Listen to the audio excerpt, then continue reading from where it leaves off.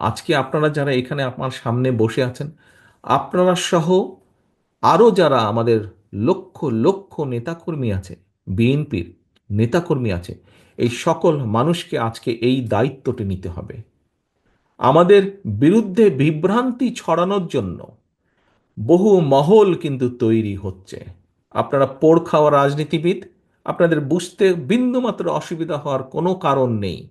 বিএনপির বিরুদ্ধে বিভিন্ন মহল বিভিন্নভাবে কিন্তু তৈরি হচ্ছে, প্রোপাগান্ডা ছড়াচ্ছে, এরই মধ্যে আমরা সেগুলো দেখতে পাচ্ছি। প্রোপাগান্ডা ছড়াচ্ছে, শত্রুপক্ষ বলেন বা প্রতিপক্ষ বলেন, সেগুলি তারা করবেই। দেশের ভিতরে বাইরে সেটি তারা করবে, আমরা সেটিকে ফেস করব। কিন্তু সবচেয়ে ইম্পর্টেন্ট বিষয় হচ্ছে ওই যে যেই মানুষগুলো, কিছু কিছু মানুষ জিজ্ঞেস করছেন যে সত্যিই তোমরা করবা তো?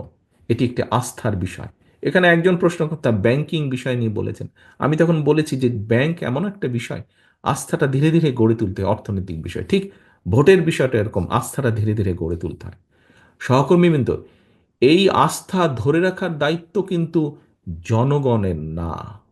এই আস্থা, আমাদের প্রতি জনগণের আস্থা ধরে রাখার দায়িত্ব কিন্তু আমার, আপনার, আমাদের উপস্থিত সকলের, যারা উপস্থিত নেই, যার গায়ে একবার সিল লেগেছে বিএনপি, সেরকম প্রতিটি নেতাকর্মীর দায়িত্ব হচ্ছে এই আস্থাকে ধরে রাখা, এই আস্থাকে ধরে রাখা। আমি আপনাদের, আমি জানি, আমি যে প্রশ্নটি এখন করব তার প্রত্যুত্তরে আপনারা সবাই হাত তুলবেন। কিন্তু আপনাদের প্রত্যেককে আমি বলবো, হাতটা তোলার আগে 2 সেকেন্ডের জন্য চিন্তা করে নেবেন যে প্রকৃতভাবে আপনি বিশ্বাস করেন কিনা।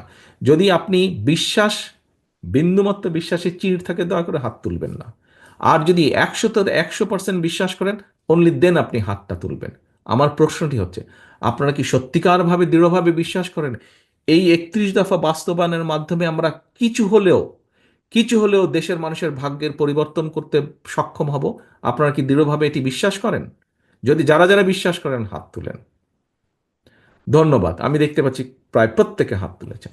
প্রিয় সহকর্মীবৃন্দ, দেখুন, আমি একটু আগে একটি কথা বলেছি যে মানসিক অবস্থার পরিবর্তন করতে হবে, আমাদেরকে দৃঢ়ভাবে বিশ্বাস করতে হবে যে আমরা পারবো, আমরা করব। যদি আমরা পারি, যদি আমরা করতেই চাই, আসুন নিজেদেরকে আমরা সেভাবে প্রস্তুত করি। আমরা যদি এইরকম 100টা কর্মশালাও করি প্রতিদিন, তাহলেও কিছু হবে না। তখনই হবে যখন আমরা নিজেদেরকে একটু হলেও পরিবর্তন করতে পারবো।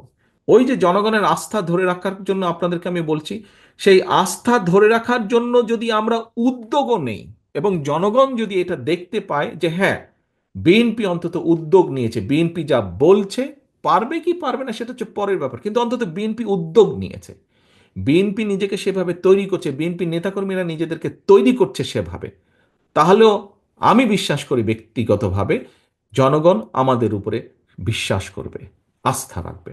কিন্তু সেজন্য আমাদের নিজেদেরকে তৈরি হতে হবে, আমাদেরকে সেভাবে নিজেদেরকে প্রস্তুত করতে হবে।